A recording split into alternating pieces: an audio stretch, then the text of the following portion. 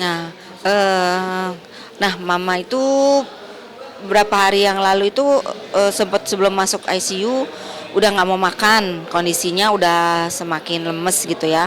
Nah kita kemarin itu anak-anaknya suruh kumpul. Nah itu tumben-tumbenan mama itu waktu malam Jumat suruh saya datang, suruh minta diyasinin gitu. Ci tolong ngajiin buat mama paling nggak yasinan kata gitu. Ya udah akhirnya kita yasinan. Terus adik saya yang di Sukabumi suruh datang gitu. Nah si Mbak juga bilang suster yang jaga ini mama udah 2 hari nggak mau makan katanya gitu. Waduh gimana mbak, dipaksa juga nggak mau katanya. Jadi katanya kayak udah apa, cuma ditetes-tetes gini doang, minumannya makan udah nggak bisa makan. Jadi kan biasanya makanannya tuh bubur di blender gitu, itu udah nggak mau masuk lagi. Nah kita rayu sama Elma, ayo kita ke rumah sakit aja biar mama dikasih nutrisi. Dia nggak mau, malah marah-marah, nggak mau gitu. Pas malam minggunya Sony datang sama virus, dirayu-rayu baru mau masuk ICU gitu. Ya udah akhirnya sama Sony virus dimasukin ke ICU. Kondisinya udah agak lemah kemarin karena nggak makan 2 hari kan. Berarti hari ini 3 malam ya. Dokter juga belum bisa kasih apa ke tempat perawatan karena kondisinya masih agak drop. Terus kemarin minta izin surat tanda tangan bahwa nanti bisa masukin obat, tapi Elma kayaknya nggak setuju kalau dimasukin obat. Nggak tahu deh kenapa, takut mungkin ada yang nggak kuat di badannya gitu. Jadi cukup nutrisian aja katanya gitu. Gitu. Em, Awalnya kanker payudara stadium 1 10 tahun lalu. Terus 7 tahun lalu itu berkembang lagi, berkembang akhirnya ke kelenjar getah bening, sekarang udah ke paru-paru. Dokter terakhir bilang ini udah merembet kemana-mana gitu, udah aku semuanya. Jadi udah angkat tangan karena waktu itu mama juga udah disinar, udah apa, udah disinar sampai berapa kali ya, ada 60 kali bolak-balik rumah sakit, ganti rumah sakit. Udah segala macam apa obat-obatan yang diminum, sampai herbal-herbalan semua, sampai ke sinse tapi nggak ada hasilnya. Sampai penahan sakit nyeri aja tuh mama udah nggak mempan, segala macam udah nggak bisa. Dokter udah bilang udah deh sekarang apa yang mama mau bikin aja di happy, cuman gitu aja sih ngomongnya. Dokter cuman gitu, ini udah ya bikin mama seneng aja gitu doang. Iya, awalnya dari 1, terus karena udah 7 tahun ini, mungkin karena mama nggak kontrol, obat nggak diminum, akhirnya berkembang.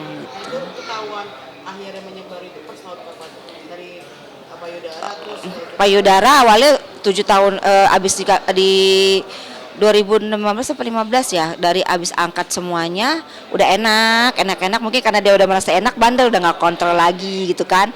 Udah akhirnya nyeri dari tangan dulu, katanya tangan kayak kebes-kebes gitu, kram. Terus di sini engsel nih katanya kita kira tuh ada yang kecetit gitu, udah kita sempet ke periksa gitu.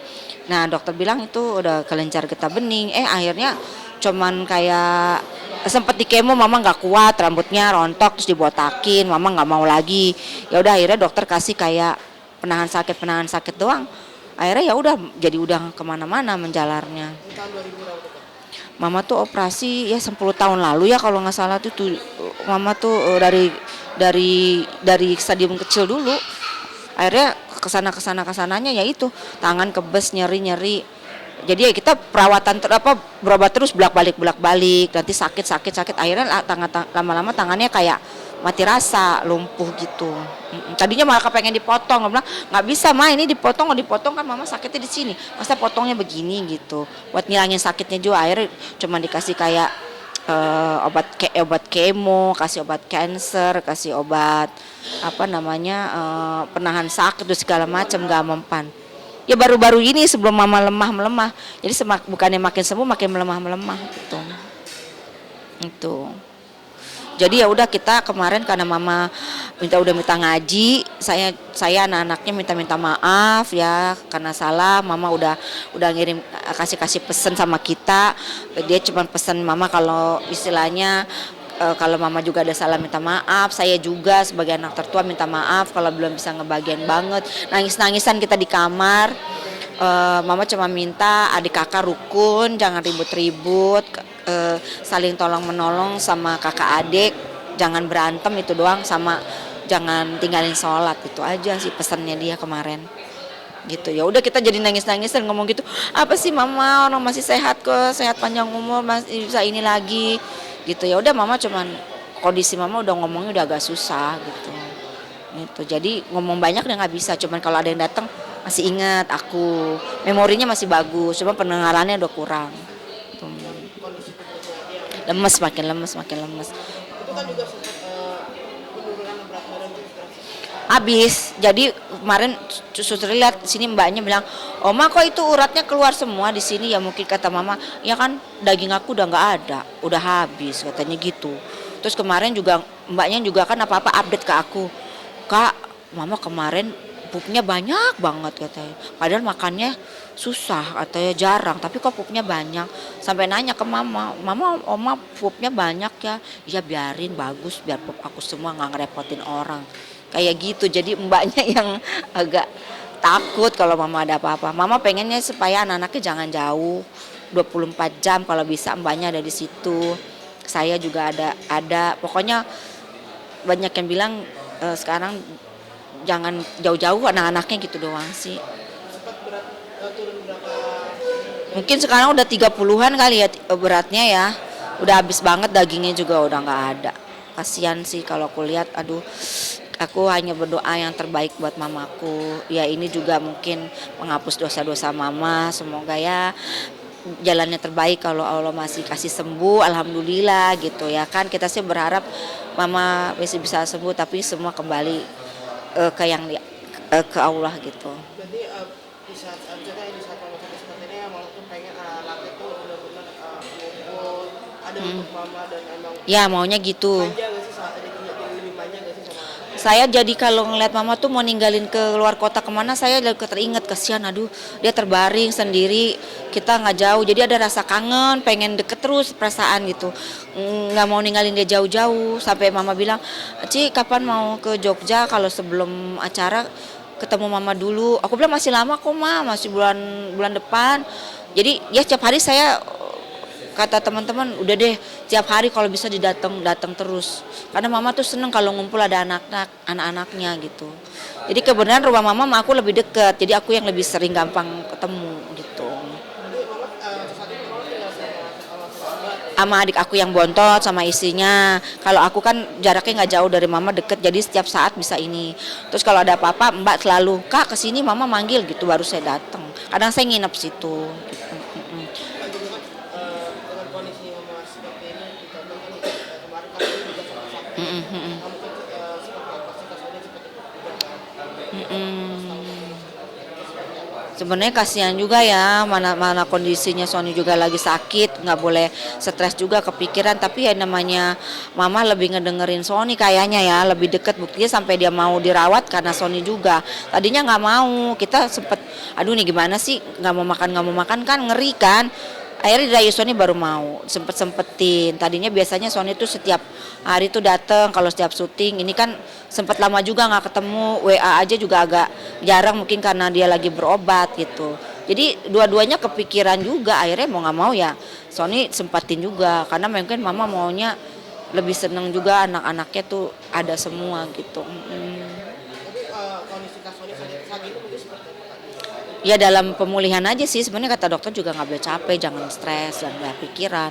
Cuman ya gimana namanya, dia sama mama deket banget kan, ya dia sampai WA aku, Kak Cici tolong jaga mama ya kata gitu, karena Oni nggak selalu lihat-lihat WA gitu. Iya tenang Son, jangan terlalu banyak pikiran, yang penting Sony sehat aja dulu, jangan khawatir, mama sama Kak Cici 24 jam kalau mama butuh, nggak usah khawatir, masih ada kita, aku bilang gitu sih gitu. Pesannya dia juga jaga mama gitu aja gitu. Saat ini ada di rumah sakit Ganti-gantian. Sebenarnya ICU itu nggak boleh ada yang nginep, jadi mama tuh kepengen mbaknya tuh di samping semua nginep. Kalau kita di kamar perawatan boleh nginep, tapi kan sekarang nggak boleh nginep, jadi ICU harus pulang, jadi bolak-balik aja. Nanti kalau insya Allah udah sehat, baru ini kan karena lagi cek-cek kondisi, terakhir update nih tadi dari Sony, ususnya ada infeksi gara-gara dulu kebanyakan herbal. Nah jadi ini lagi ditanganin. Kalau nanti udah dokter bilang udah bisa ke kamar pindah, baru kita bisa nginep gitu. Berarti sempat baru Ada penyakit baru lagi di infeksi jadi dari ususnya itu. gara-gara Sering konsumsi herbal. Dulu memang saya ingat banget mama tuh sekali minum herbal jamu-jamuan yang itu udah sampai 30 butir tuh dijadiin satu semua. Kayak gitu. Mungkin efek-efek dari itu kali. Itu. Berarti kakak akan berencana ke rumah sakit kapan sih? Besok saya mau ke rumah sakit insya Allah agak sorean kali ya. So, makanya pokoknya kerjaan udah beres. Saya usahain ke sana sih itu. Mbak juga bilang pokoknya ada apa-apa update Mbak. Mbak juga tiap kali bolak-balik. Susternya kan nginepnya di rumah Elma jadi lebih deket bolak-balik. Kalau saya kan jauh jadi Mbaknya ngerti. Mbak saya paling kalau ada waktu saya langsung ke sono. Besok saya ke sana. Iya Kak Cici kalau bisa setiap hari nongol lah gitu. Walaupun sebentar. Nanti kalau udah pindah di kamar, saya tuh bagian yang nginep-nginep. Kemarin aja hampir 1 minggu di situ saya nginep. Karena mama pengennya nggak ada Mbak doang, ada anaknya gitu. Tapi ini udah berapa kali masuk rumah sakit sih dengan kondisi 2 kali, 3 kali. Pertama belum ICU, ini yang ICU. Biasanya nggak pernah ICU. itu awalnya maksudnya kenapa tadi kalau akhirnya masuk rumah sakit? Kalau yang awal masuk rumah sakit karena lambung, karena lambungnya sakit, itu lambung aja hampir pulang lagi ke rumah lambung